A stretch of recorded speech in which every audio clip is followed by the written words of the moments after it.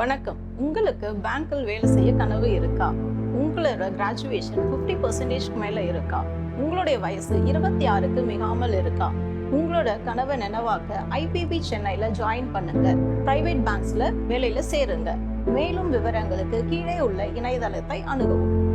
த forgotten heroes டாபிக்ல ஒரு முக்கியமான ஒரு போர் வீரரோட கதையை பற்றி நம்ம பேச போகிறோம். 1971 3 டிசம்பர் மாதம் ஒரு 10 மணி இருக்கும். அப்போது அந்த ஒரு போஸ்ட் ராஜஸ்தானில் லாங்வால் லா அப்படின்னு ஒரு போஸ்ட். இந்த போஸ்ட்ல என்ன அப்படின்னா, போஸ்ட் என்ன அப்படின்னா 120 போர் வீரர்கள் கொண்ட ஒரு போர் தளம்.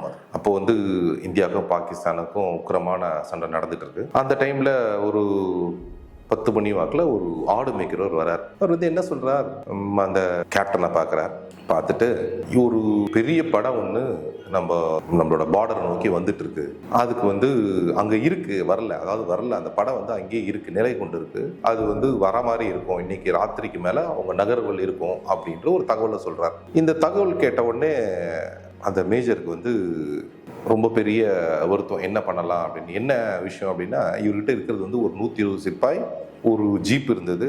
அந்த ஜீப் மேலே வந்து மவுண்டெயின் கன்னு சொல்லுவாங்க. ஆக்சுவலாக அந்த மவுண்டெயின் கன் அது மட்டும் எல்லா போர்களிலும் ஒரு துப்பாக்கி இருந்தது, அவ்வளோதான். இப்போ இவர் வந்து ஜெல்ஸ்வால் அப்படின்ற ஒரு ஊர் தான் பக்கத்தில் இருக்கிற இராணுவ தளம். அதான் பெரிய இராணுவ தளம். அந்த இராணுவ தளத்துக்கு தகவல் கொடுக்குறாரு. இந்த தகவல் கேட்டவுடனே அவங்க என்ன சொல்கிறாங்க, நாங்கள் இங்கேருந்து 6 மணி நேரம் ஆகும் வர்றதுக்கு. 6 மணி நேரம் வர்றதுக்குள்ளே வந்து அந்த இடத்த அவங்க அடிச்சிருவாங்க. ஏன்னா அவங்க 10 மணிக்கு அந்த தகவல் தெரியுது. தோராயமாக ஒரு 4 மணி நேரம், அதாவது 3 மணி நேரம் 4 மணி நேரத்துக்குள்ள அந்த மொத்த படையும் இந்த இவங்க இருக்கிற அந்த பேஸ், அந்த ஆர்மி கேம்ப் வந்து, அந்த ஆர்மி போஸ்ட்டை வந்து ஆக்கிரமிச்சிருவாங்க. அப்போ என்ன பண்ணலாம் அப்படின்னு ஒரு பெரிய குழப்பத்தில் அவர் இருக்கும்போது அங்கேருந்து என்ன சொல்கிறாங்க, ஹெட் குவார்ட்டர்ஸ் வந்து என்ன சொல்கிறாங்கன்னா, இல்லை நீங்கள் அந்த இடத்த வந்து காலி பண்ணிவிடுங்க. ஏன்னா வந்து வெறும் 120 பேர். அந்த ஆடு மேய்க்கிறவர் சொன்ன தகவல் படி பார்த்தீங்கன்னா, ஆடு மேய்க்கிறவரில் அது ஒரு உளவாளி. அவங்க வந்து நம்ம இந்திய இராணுவ படையில் வந்து ஆடு மேய்க்கிறவங்க உளவாளியை வச்சுருப்பாங்க. அவர் சொன்ன தகவல் படி பார்த்தா ஒரு 2000 3000 படை வீரர்களும் கிட்டத்தட்ட ஒரு 100 டேங்கிகளும் வந்து இருக்குது. கிட்டத்தட்ட அவருக்கும் தெரியான கணக்கு தெரியல.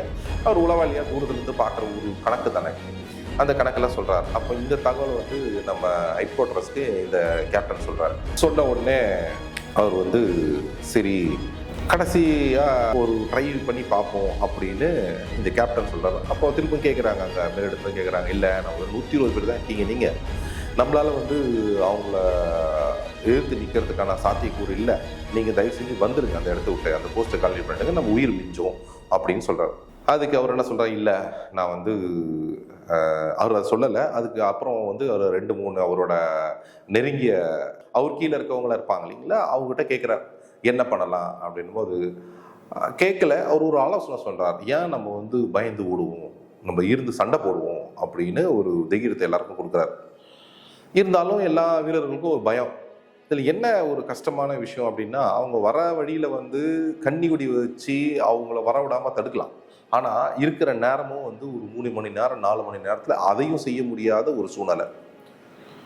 அன்னைக்கு பௌர்ணமி இரவு, அதனால் நடமாட்டங்களும் வந்து ஈஸியாக கண்காணிக்கப்பட்டுரும், நடமாட்டங்களும் தெரியும். இப்போ என்ன பண்ணுறது அப்படின்னு ஒரே குழப்பத்திலே இருக்கிறார். ஆனால் ஒரு ஆச்சரியமான விஷயம் என்ன அப்படின்னா, நம்ம அந்த போரில் ஜெயித்தோம். இது எப்படி நடந்தது, அந்த வீரர் வந்து என்ன பண்ணார், எதுக்காக நான் ஒரு ஃபர்காட்டன் ஹீரோ அப்படின்னு சொன்னதை வந்து நம்ம விலாவரியாக பார்ப்போம். அப்போ அவர் அந்த தலைமையிலிருந்து சொன்னது வந்து அவங்க எவ்வளோ தடுக்கிறாங்க, இல்லை இவர் வந்து நான் முயற்சி பண்ணுறேன், அந்த வீரம், அந்த ஒரு ஸ்ட்ராட்டஜி அவர் மைண்டில் அவ்வளோ ஸ்ட்ராங்காக இருந்தது. நம்ம வெல்ல முடியும் அப்படின்ற ஒரு போர் குணம் இருந்தது, ஒரு பெரிய நம்பிக்கை இருந்தது. அது மட்டும் இல்லை, அந்த 120 பேருக்கும் அவர் தன்னம்பிக்கை கொடுக்குறாரு. அதில் ஒரு வீரன் தன்னம்பிக்கை இழந்தாலும் அந்த போரில் தோத்துரும். பயம் வந்தாலும் அவங்கள தலைமைக்காக தாங்குற நாயக்கெல்லாம் இருப்பாங்க. நாயக்கனா அதை நம்ம ஹெட் கான்ஸ்டபிள் மாதிரி சொல்லுவாங்க, நம்ம ஊரில் ஏசைங்க ஹெட் கான்ஸ்டபிள் மாதிரி சொல்லுவாங்க. அந்த மாதிரி இவங்க எல்லாரையும் கூப்பிட்டு பேசி அவங்களுக்கு பெரிய தன்னம்பிக்கை, நமக்கு இருக்கிறது வெறும் 3 மணி நேரம், என்ன பண்ணலாம் அப்படின்னு பேசும்போது அப்போ சொல்கிறாங்க, சரி நம்ம ஒன்று பண்ணுவோம், இந்த இடத்த விட்டு நம்ம மறைவோம், அந்த பர்டிகுலர் போஸ்ட் விட்டு மறைஞ்சிருவோம் அப்படின்னா இவங்க என்ன பண்ணுறாங்க, முன்னோக்கி போகிறாங்க. அதாவது படை வந்து ஒரு பக்கமாக வரும் அப்படின்றது அவங்களுக்கு தெரியும், எந்த பாதையில் வரும்ன்றது அவங்களுக்கு நல்லா தெரியும். ஏன்னா அங்கே இருந்தது ஒரு பாதை தான். அந்த பாதையை முன்னோக்கி நகர்ந்து அந்த பாதையில் வர பாதையில எல்லாம் பதுங்குக்குழி அமைச்சு பதுங்குறாங்க. அந்த 120 பேரும் பதுங்குறாங்க. பதுங்குக்குழி அமைக்கிற நேரம் இல்லை, இருந்தாலும் எவ்வளோ முடியுமோ அவ்வளோ முயற்சி பண்ணி அந்த இதில் பதுங்கிட்டாங்க. ஒரு 2 மணி வாக்கில் அந்த படை வந்து மொத்த படையும் நகர்ந்து உள்ளே வருது. நகர்ந்து உள்ளே வரும்போது இவங்க வந்து அந்த போஸ்ட்டுக்கு வந்துட்டாங்க. கொஞ்சம் முன்னாடி வந்து பார்க்குறாங்க. பார்த்துட்டு என்ன இது படையே காணோம் அப்படின்னு பாகிஸ்தான் தலைமைக்கு தகவல் கொடுக்குறாங்க. இந்த போஸ்ட்டை நம்ம பிடிச்சிட்டோம் அப்படின்னு தகவல் கொடுக்குறாங்க. அந்த தகவல் போன அப்புறமா ஒரு சில நிமிஷத்தில் ஒரு பெரிய சூறாவளி அங்கே நடக்குது. ஒரு பெரிய போர் நடக்குது. இதெல்லாம் நம்ம ஹாலிவுட் படத்தில் வந்து ஒரு கிராஃபிக்கில் பார்த்துருப்போம், இல்லை பழைய கதைகளாக கேட்டிருப்போம்.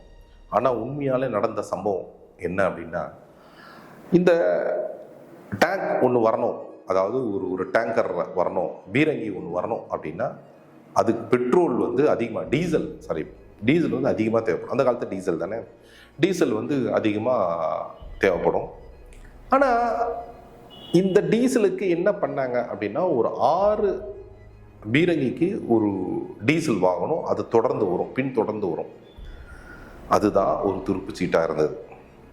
நம்மக்கிட்ட வந்து டேங்க் அடித்து அழிக்க முடியாது. ஆனால் டீசல் டேங்கை குறி வச்சு நம்ம 120 போர் வீரரும் அடித்தாங்க.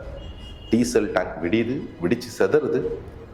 வெடித்து செதற உடனே அந்த பாகிஸ்தான் வீரர்களுக்கு என்ன பண்ணணும்னு தெரியாது. அவங்களும் செதறந்து ஓடுறாங்க.